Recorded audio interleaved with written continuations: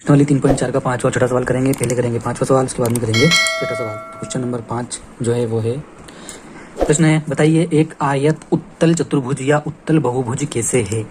तो एक आयत जो है वो उत्तल बहुभुज उत्तल चतुर्भुज होता है। तो पहले समझ लीजिए कि उत्तल चतुर्भुज क्या होता है और अवतल में उत्तल और अवतल दो प्रकार के चतुर्भुज होते हैं। तो उत्तल चतुर्भुज क्या होते हैं, इसकी आयत के उदाहरण ले लेते हैं। ये इसकी 4 भुजाएं हैं। तो उत्तल चतुर्भुज की परिभाषा के अनुसार उत्तल चतुर्भुज क्या होते हैं कि यदि हम इनके ऊपर विकर्ण खींचें तो विकर्ण जो है इसके अंदर वाले भाग में ही बनेंगे, बाहर वाले भाग में एक भी विकर्ण यानी कि इसके बाहरी भाग में नहीं होगा। तो ऐसा चतुर्भुज जो होता है, ऐसा बहुभुज जो होता है वो उत्तल चतुर्भुज कहलाता है।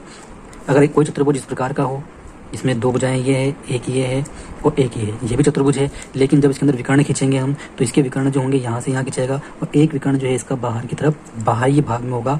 तो ऐसे जब बाह्य भाग में कोई विकर्ण खींचा जाता है तो ऐसे चतुर्भुज को हम बोलते हैं अवतल, या इसको हम बोलते हैं कॉनकेव क्वाड्रिलेटरल। लेकिन यहाँ पर आयत जो है, आयत के अंदर जो दोनों विकर्ण है या जितने भी विकर्ण इसके अंदर बनते हैं वो सब इसके अंदर वाले भाग में है, इसलिए आयत जो है एक उत्तल चतुर्भुज होती है या उत्तल बहुभुज होती है। इसको हम लिख लेते हैं यहाँ पे। उत्तर के लिए हमने लिख लिया यहाँ पे कि आयत एक उत्तल चतुर्भुज होती है क्योंकि इसके दोनों विकर्ण जो होते हैं अभ्यंतर यानी कि अंदर वाले भाग में होते हैं। अगर बाहर वाले भाग में विकर्ण बनता है तो वो जो है अवतल कहलाएगा, अंदर बनते हैं तो उत्तल कहलाएगा। इसके अनुसार जो आयत हमारा उत्तल चतुर्भुज होती है। इस प्रश्न वाले का छठा और अंतिम सवाल, यहाँ पर चित्र दिया हुआ है। चित्र के अनुसार यहाँ पर एक ये समांतर चतुर्भुज जिसमें ए बी सी डी और बीच में ओ देखा है, ये वाली जो इसके विकर्ण है। और ये कह रहा है कि ये जो ओ बिंदु है ये ए से बी से सी से और डी से जो है वो समान दूरी पर क्यों है।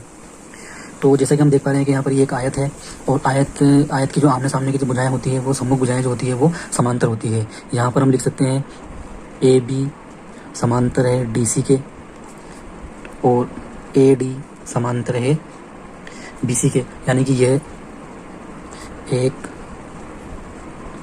समांतर चतुर्भुज है। अब समांतर चतुर्भुज के अंदर जो होता है वो लंब जो होते हैं वो समद्विभाजक करते हैं।